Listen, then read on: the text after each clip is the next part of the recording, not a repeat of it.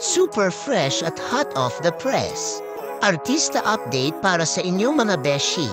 Bumisita na naman si Alex Gonzaga sa kanilang pinapagawang bahay at todo inspect siya sa bawat sulok, parang home inspector na may dalang camera at punchlines. Sobrang excited na nga siya dahil konting kembot na lang. Matutour na niya tayo sa future dream home nila ni Vice Mayor Mikey Morada. Pero syempre, hindi mawawala ang kanyang honest na kwento niya kaya medyo natagalan. May mga tab-ero at electrician na minsan present, minsan absent, pati raw ang kanilang contractor. Nasa state pa at pauwi pa lang.